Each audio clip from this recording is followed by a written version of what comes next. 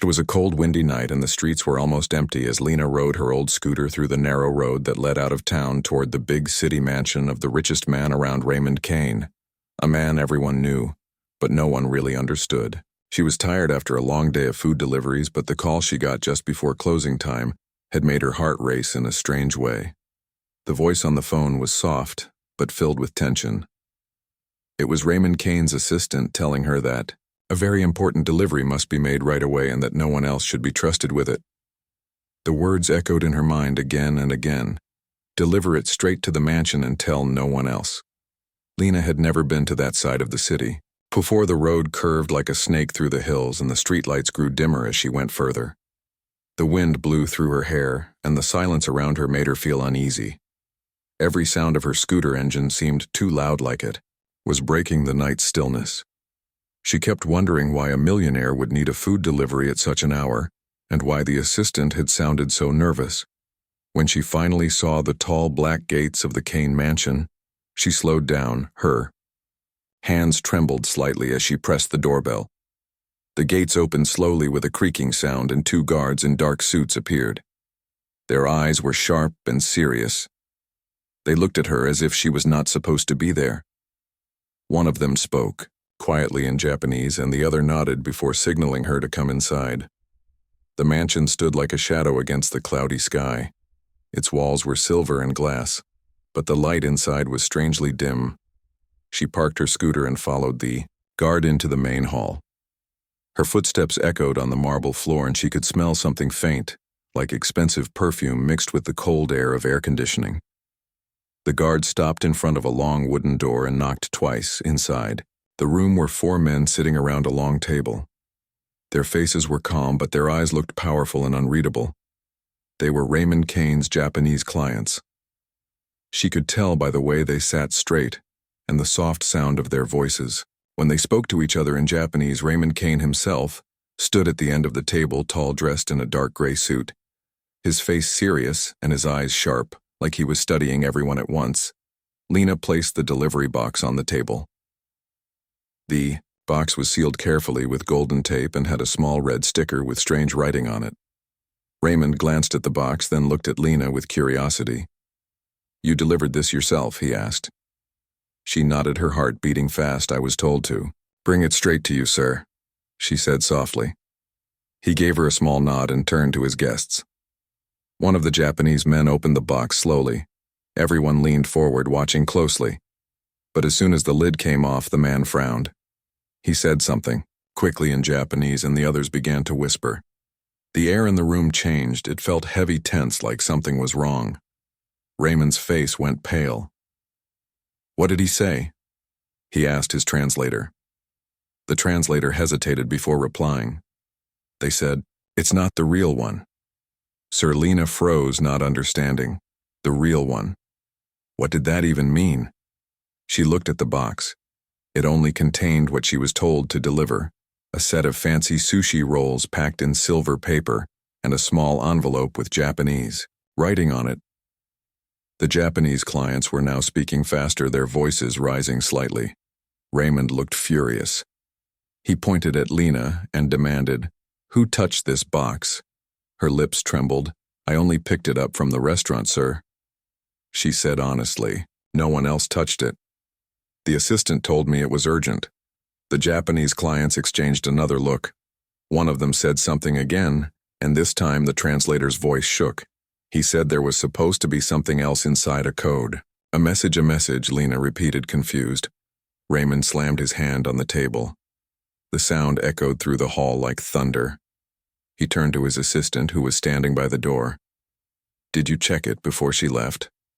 The assistant shook his head. "No, sir, everything was sealed when it arrived."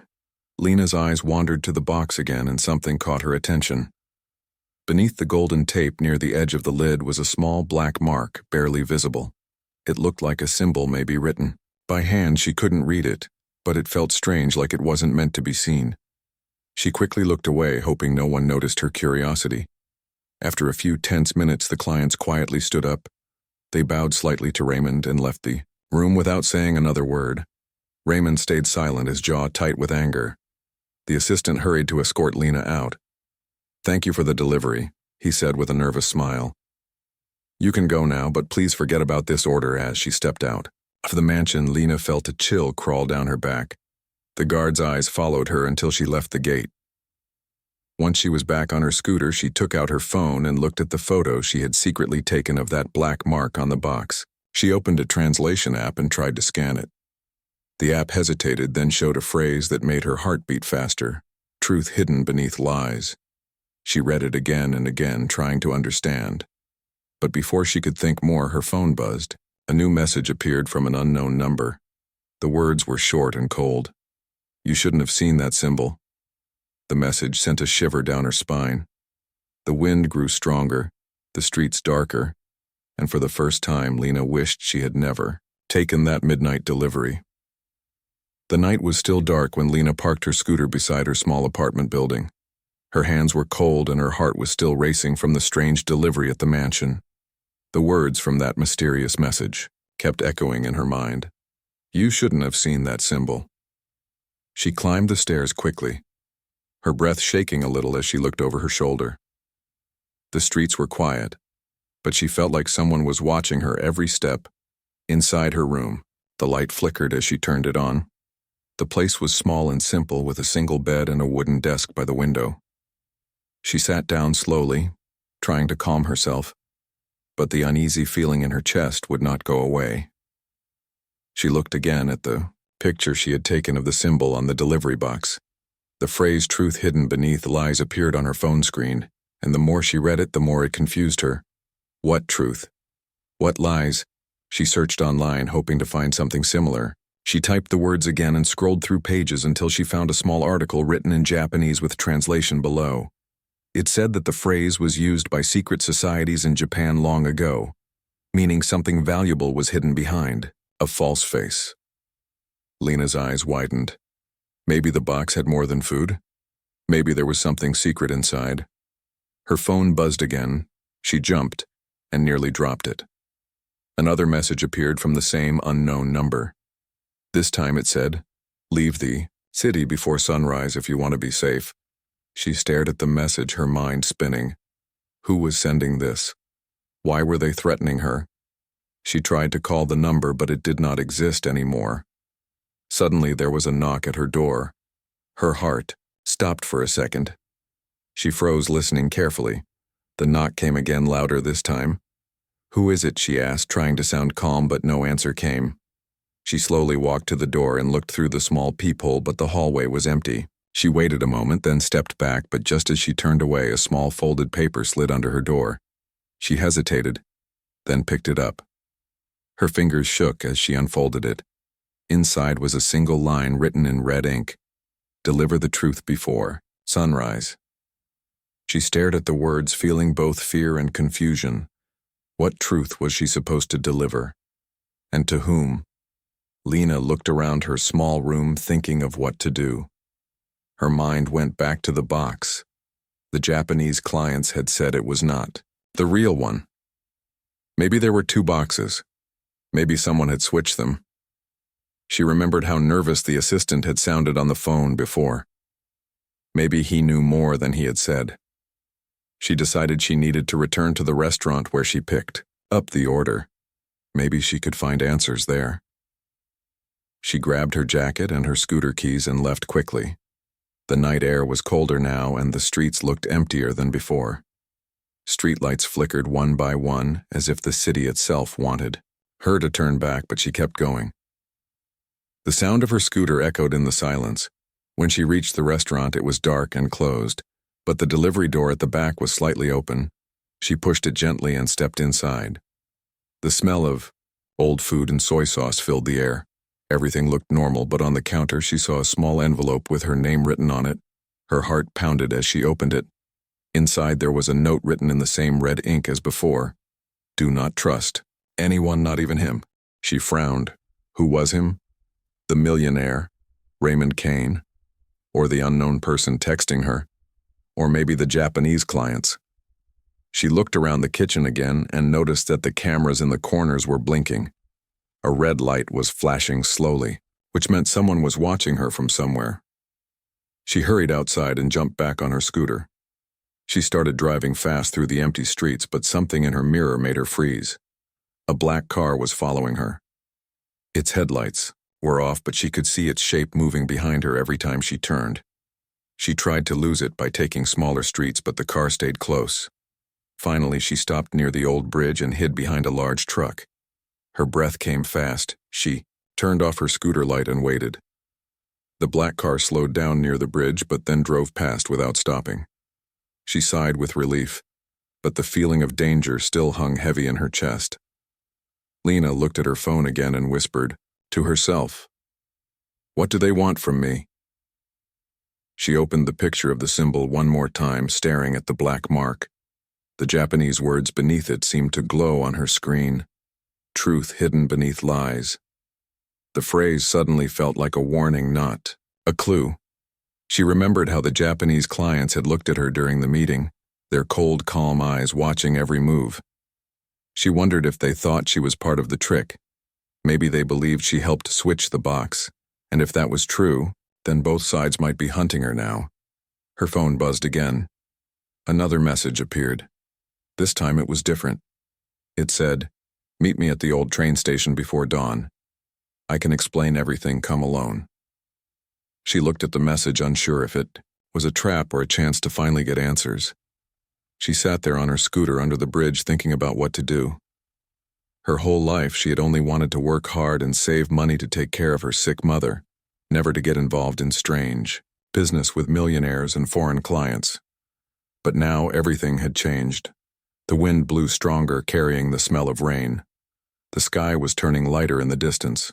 The time was running out.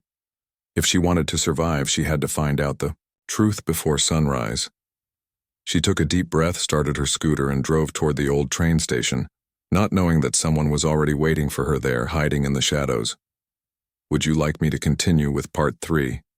The chase begins. In the same 800-word, suspenseful style next. The night air was heavy with mist as Lena rode her scooter toward the old train station. Her eyes were tired, but her mind was wide awake, filled with questions that refused to rest. The city was still asleep, and the streets looked pale under the fading moonlight. Every corner felt dangerous, every sound made her heart jump. She had followed the message from the unknown sender, hoping for answers, but deep inside she feared it could be a trap waiting in the dark. Old Station stood at the edge of the city, surrounded by broken fences and overgrown weeds. Its roof was cracked, and the windows were covered in dust and spider webs. It had not been used for years, but tonight one dim light flickered from inside. Lena parked her scooter behind a pile of old barrels and walked slowly toward the entrance. Her footsteps echoed softly as she stepped through the rusty door inside the station. The silence felt alive. A single bulb hung from the ceiling, swinging, slightly as if moved by unseen hands. Shadows moved across the walls, and the air smelled of rust and rain.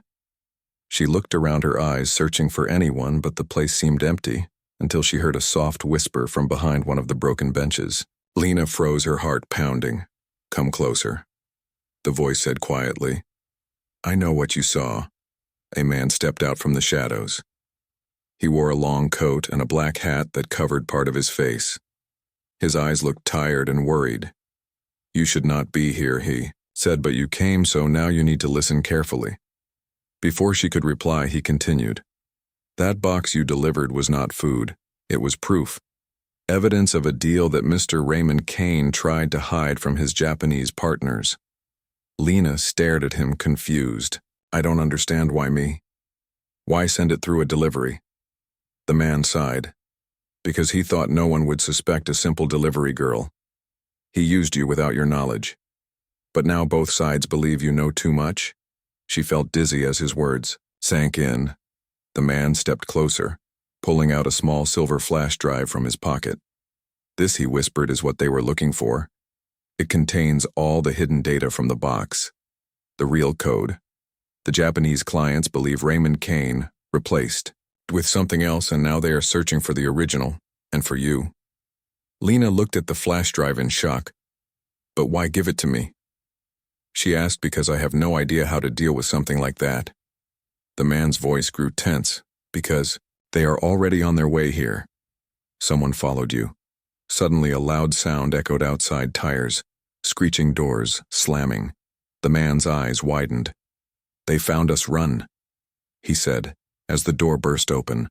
Black cars surrounded the station, and men in dark suits rushed in, shouting orders in Japanese and English. Lena grabbed the flash drive and ran toward the back exit. Her heart was racing, her legs shaking. She could hear footsteps chasing her. The man tried to hold them off, yelling for her to go, but she did not look back. Outside, the rain had started falling. The drops hit her face like tiny needles as she jumped onto her scooter. She started the engine and sped away, the tires splashing through puddles. Her hands gripped the handle tight, while her eyes darted from side to side. She could see headlights behind her getting closer. She turned sharply into a side road, hoping to lose them. But the streets twisted like a maze. The sound of engines grew louder, echoing through the narrow lanes. The city lights blurred past her as she tried to remember the fastest way home. Her phone buzzed again, but she dared not look at it. One of the black cars pulled up beside her. A man leaned out of the window, shouting something in Japanese before reaching toward her. She swerved just in time, the scooter shaking as she barely kept balance. She cut through an alley between two buildings and burst out onto a main road. Her clothes were soaked and her heart felt like it would explode up ahead. She saw the old bridge again, the same one where she had hidden earlier. She thought fast. If she could cross the bridge, she might reach the forest road on the other side. She pressed harder on the throttle. The wind roared in her ears behind her. The cars were closing in. She reached the bridge and the tires slipped slightly on the wet surface. The scooter wobbled, but she held on tight. The headlights behind her flashed like lightning. She glanced back and saw one of the cars spin out of control, hitting the railing and crashing into the river below. The others slowed down, but she did not stop. She kept going until she reached the other side, where the road split into two narrow paths. Without thinking, she took the left one, leading toward an old factory area where she used to deliver orders. She parked behind a stack of metal crates, breathing hard. The rain kept falling, her hair sticking to her face. Her phone buzzed again. She finally looked at it. The message was from the same unknown. "Number, you have what they want," it said. "The flash drive contains everything they tried to hide. Trust no one, not even the man you met tonight." Her eyes widened. The man at the station. The one who gave her the drive. Was he lying too? Her hands trembled as she held the small device. The rainwater dripped from her fingers and she whispered to herself, "What is happening to me?" She heard footsteps nearby. Someone was searching the factory. She hid behind the crates, holding her breath. A flashlight beam passed close to her face but did not stop. She waited until the sound faded, then crawled toward the back door and slipped out into the night. The storm grew stronger as she drove again, this time not knowing where to go. Her world had turned upside down. In one night she was just a delivery girl, but now she carried something powerful, something that people would kill to get. The only thing she knew was that she could not stop now. She had to find the truth before they found her. Rain poured down like a curtain as Lena drove through the empty streets, her scooter shaking on the wet road. Her hands were freezing and her mind was full of fear and questions. The flash drive she carried felt heavy in her pocket, as if it had its own heartbeat. She did not know who to trust anymore. The man at the train station had said he wanted to help her, but the last message warned her not to believe him. The city lights behind her faded as she rode toward the hills, searching for a place to hide. She stopped near an abandoned warehouse she remembered from her old delivery routes. The building stood alone with broken windows and rusted metal doors. The rain dripped through the holes in the roof, making tiny echoes on the floor. She pushed her scooter inside and sat down on a crate, trying to catch her breath. The air was cold and smelled of dust and oil. She took the flash drive out and looked at it again. A small silver thing that had changed her whole life. Lena pulled out her phone and connected the flash drive with a small cable. Her hands trembled as the screen lit up, showing a single file called Project Sakura. She tapped it open, and her eyes widened. A document appeared full of names, numbers, and strange maps. The first line read, "Ownership transfer, 12:00 a.m. tomorrow." Below it were pictures of land contracts, secret deals, and signatures, all linked to Raymond Kane. Her heart raced as she realized what it meant. The millionaire had been planning to steal property from his Japanese partners using fake papers and coded agreements. She whispered softly to herself, "This is what they were looking for. This is the truth, hidden beneath lies." The phrase from the box suddenly made sense. The Japanese clients were not wrong.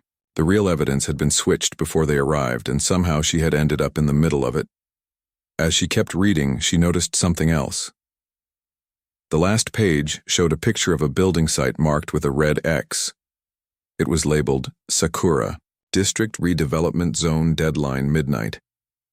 She remembered hearing about that project on the news. It was supposed to build new homes for poor families. But maybe it was all part of Kane's fake plan. If this information got out, he could lose. Everything. Lena felt a mix of fear and anger. She had no power, no money, and yet she held proof that could destroy a millionaire. She knew if she went to the police, they might not believe her. They might even hand her over to him.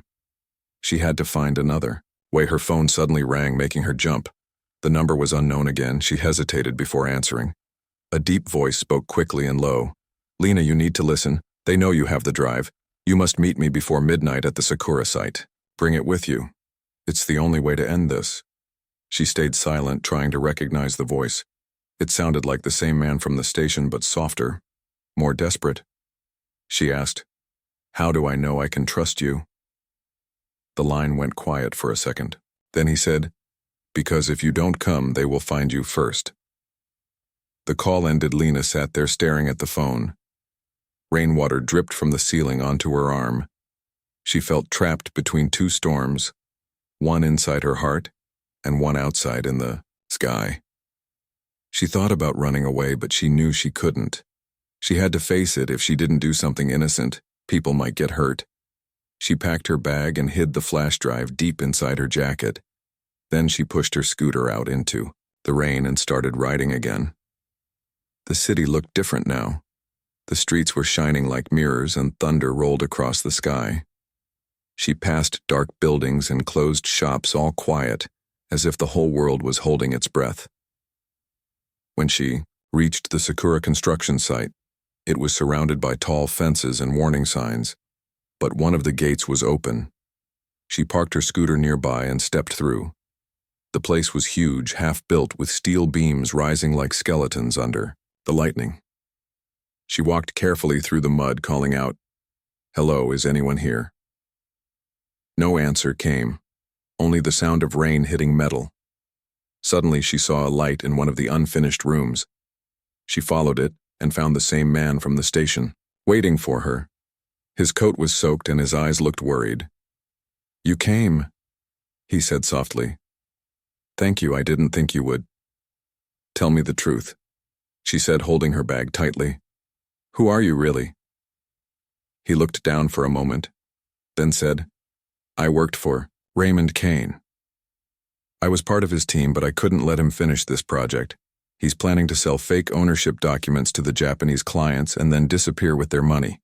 This drive can stop him, but he knows you have it now, and he won't let you leave this place alive." Before Lena could speak, headlights appeared through the rain. A black car drove through the gate and stopped near the site door. Men stepped out dressed in dark suits, carrying flashlights and something else in their hands. The man grabbed Lena's arm. "Run," he shouted. "They found us again." They ran through the half-built structure, their feet splashing in puddles. The men shouted behind them. The rain grew heavier, and thunder crashed like drums. Lena could barely see ahead, but she kept running, clutching the drive to her chest. She didn't know where the man was leading her until they reached a narrow stairway leading down into an unfinished basement. They hid behind a wall, breathing hard. The man looked at her and whispered, "We can't run forever. You need to keep this safe. If something happens to me, promise me you'll get this to the clients before midnight." She nodded, though fear filled her eyes. He smiled sadly. "You're braver than most people I've known." Footsteps came closer. Lights flashed through the cracks in the wall. The man turned to face them. "Go now," he said. "Go and finish this for both of us." She wanted to argue, but his eyes told her there was no time. She ran through the dark passage as the sound of shouting and struggle filled the air. When she reached the other side, she looked back one last time. Her heart hurt, but she kept running into the storm, holding the secret that could destroy a millionaire. The sky was still dark when Lena stumbled out of the construction site, her clothes soaked and her shoes heavy with mud. Her body ached from running, but her heart beat faster than ever. She had escaped again, but she knew it was not over. She looked back one last time at the Sacra site, lightning flashing behind it like the world itself was warning her. The man who had helped her was gone, and now she was alone again with the flash drive that everyone wanted. She climbed onto her scooter and started, riding through the empty streets, not knowing where to go. Her hands were shaking, but her mind was beginning to think clearly. She could not keep running forever. She had to fight back. She had to be smarter than them. The words the man had said before they were attacked kept repeating in her mind. You have to stop him before midnight. That was the deadline written inside the file. Ownership transfer, 12:00 a.m. tomorrow. She realized that if she wanted to stop Raymond Kane, she had to do it before. The clock struck 12. That gave her only a few hours. She thought about the Japanese clients. They were powerful, but maybe they did not know how deep the millionaire's plan went. Maybe they were being fooled too. If she could send them the real evidence, she could ruin his whole plan without facing him directly. But how could she reach them? She remembered the business card one of them had left on the table at the mansion.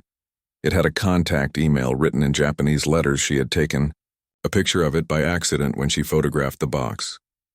That might be her only chance. Lena stopped under a streetlight and opened her phone. Her fingers trembled as she typed a message in simple words. Hello. I am the girl who delivered the box. There is something you need to see before midnight. Mr. Kane is lying to you. I have proof. She attached a copy of the file from the flash drive, then hit send. Her heart pounded as she watched the message upload slowly. The rain kept falling and she whispered, Please work, please work. When the message was sent, she let out a shaky breath, but before she could move, another car appeared from the corner. Its headlights flashed twice, then stopped right in front of her. The doors opened, and two men stepped out. One of them was tall with short silver hair and cold eyes. It was Raymond Kane himself. He walked toward her holding an umbrella and smiling calmly, as if everything around them was not chaos. Miss Lena, he said in a smooth voice, you've caused me quite a lot of trouble tonight. She froze, her mind racing. He continued, I could have made you very rich, you know. All you had to do was deliver one little box and forget about it, but you had to go digging. You had to make things difficult. Lena stood her ground, clutching her bag tightly. I didn't mean to get involved, she said, but you used me to lie to people. You hurt others for money and you think no one will stop you. Raymond chuckled softly. You think you can stop me, little girl. You are nothing but a delivery driver. Do you really believe anyone will believe you over me? He stepped closer, his eyes sharp and cold. Give me the drive, and maybe I'll let you go. She took a step back, pretending to hesitate. The sound of thunder covered her quick movement as she slipped the flash drive into her jacket pocket and pulled out a small silver USB she had found in the warehouse earlier, one that looked almost the same. She held it out with a trembling hand. Here, she said softly, take it and leave me alone. Raymond smiled satisfied. He took the fake drive and nodded to his men. Bring her with us just in case. Before they could reach her, sirens suddenly echoed through the night. Red and blue lights flashed across the wet street. Police cars surrounded them and voices shouted, Freeze, hands up. Raymond Kane looked around in shock. His calm expression broke for the first time. What is this? He shouted. Lena felt a mix of relief and disbelief.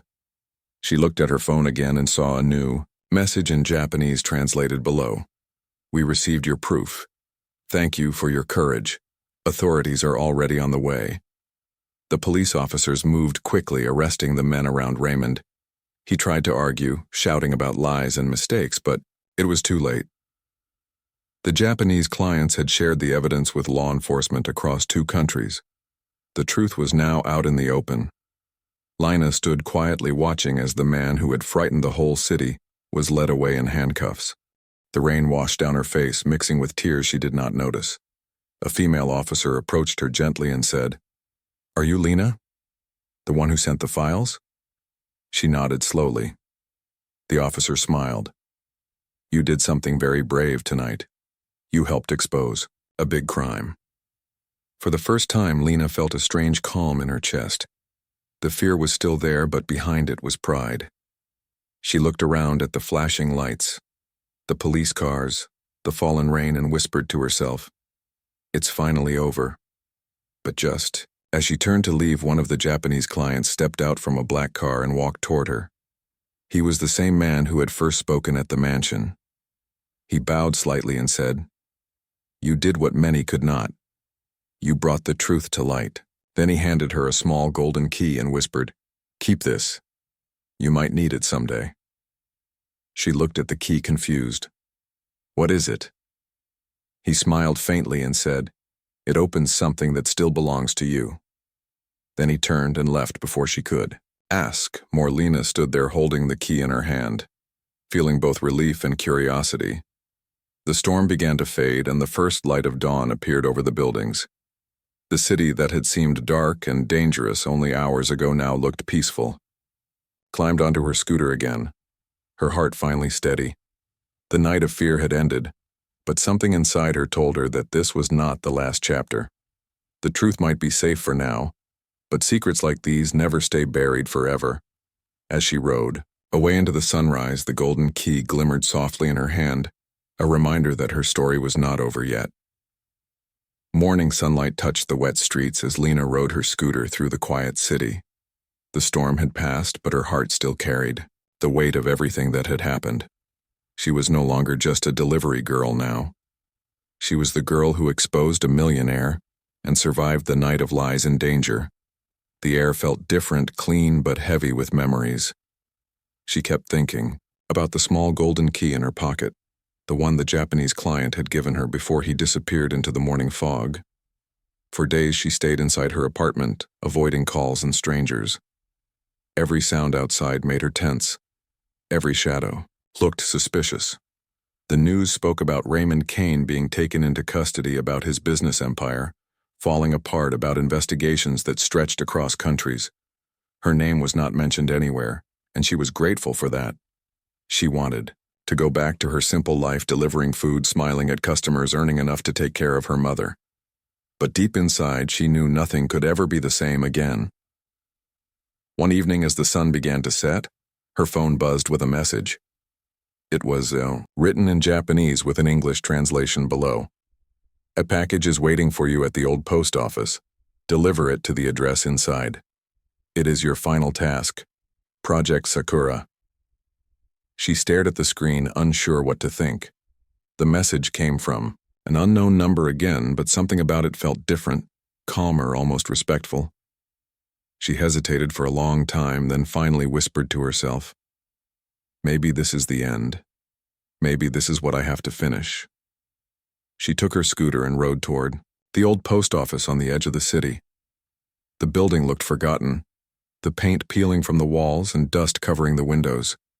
Inside, it was dark and quiet except for the sound of her footsteps echoing through the hall. She looked around until she saw a single brown box sitting on the counter with her name written on it in neat handwriting. Lena. Her hands trembled as she opened it. Inside was a smaller black case and a note tied with a red ribbon. The note said, "The truth needs brave. Messengers deliver this safely and your story will be complete." She lifted the black case carefully. It was light but strong, made of metal with a silver lock in front. She took out the golden key and held her breath as she slid it in. It fit perfectly, and the lock clicked open. Inside the case was not money or documents, but a small silver pen drive and a folded letter written on thick paper. The letter said, "You were tested, and you proved that honesty and courage still exist." Project Sakura is not only about corruption, it is about finding people who can carry truth through danger. You are one of them. You can choose to walk away or to continue as our courier of justice. The decision is yours. Lena felt tears in her eyes. She sat there reading the words again and again, remembering the fear, the chase, the rain, the people she lost, and the truth she found. She thought about how she had started as a girl who only wanted to earn a living and ended as someone who changed lives with her bravery. She looked at the silver pen drive, wondering what new truth it carried. Maybe another secret? Maybe another lie waiting to be uncovered. She closed the case gently and whispered to herself, "I will see this through." She felt something deep inside her. Something that told her this was her path now. She was no longer just running from danger, she was running toward purpose. She left the post office and started the engine of her scooter. The evening wind brushed her face as she followed the address written inside the letter. It led her to a tall building near the city harbor. The place looked peaceful but guarded by silence. She parked near the entrance and carried the small case inside. A woman in a black suit met her at the door, her expression calm.